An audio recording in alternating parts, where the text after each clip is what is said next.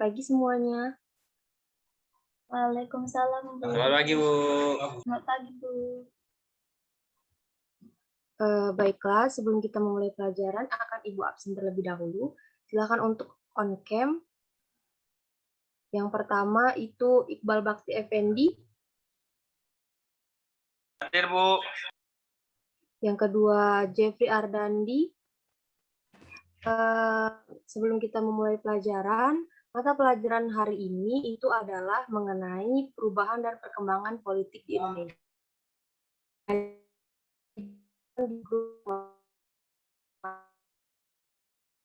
Mau tanya, di sini apakah ada yang tahu bagaimana kondisi politik Indonesia pada awal kemerdekaan? Tahu, Bu. Silakan, Bu. Terdengar jelas. Ibu akan memberitahu kompetensi dasar dari materi kita hari ini. Yang pertama, kita akan menganalisis perubahan dan perkembangan politik pada masa awal kemerdekaan. Dan yang kedua, kita akan menalar perubahan dan perkembangan politik pada masa awal proklamasi. Dan baiklah, kita memasuki materi. Sebelumnya, Ibu izin share screen. Tolong jadikan Ibu hostnya dulu. Sudah tampil?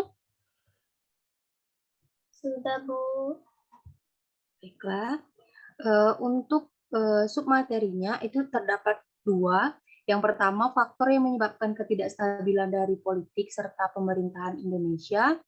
Yang kedua, itu perjalanan perkembangan politik di Indonesia dari awal kemerdekaan yang berlangsung sampai tahun 1950. Nah, kita masuk ke materi pertama, yaitu mengenai ketidakstabilan, faktor-faktor dari ketidakstabilan yang ada di Indonesia.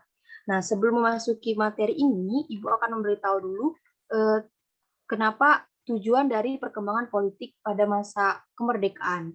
Nah, pada awalnya berubah setelah dikeluarkannya maklumat Wakil Presiden pada tanggal 3 November 1945. Saya, Bu. Oke, dipersilahkan Jeffrey Ardandi. KNIP atau Komite Nasional Indonesia Pusat merupakan badan pembantu presiden dengan anggota terdiri dari pemuka-pemuka masyarakat di berbagai golongan dan daerah. Sekutu. Jadi memang kita melaksanakan politik bebas aktif ini dengan sangat baik. Sampai di sini ada yang ingin dipertanyakan? Suara Ibu jelas kan? Jelas, Bu. Ada yang ingin Jelas, Bu. ditanyakan? Izin bertanya, Bu. Ya, dipersilakan Jeffrey Ardandi. Mengapa KNIP diberikan kekuasaan legislatif, Bu? Oke, itu ada di materi kedua. Majelis Permusyawaratan Rakyat dan juga Dewan Perwakilan Rakyat MPR atau DPR. Kita belum ada majelis permusyawaratan. Nah, sebelumnya Ibu sudah membagikan bahan ajar kepada kalian melalui chat WhatsApp tadi. Sudah dibaca atau belum? Sudah, Ibu. Yang lain? Sudah, Bu.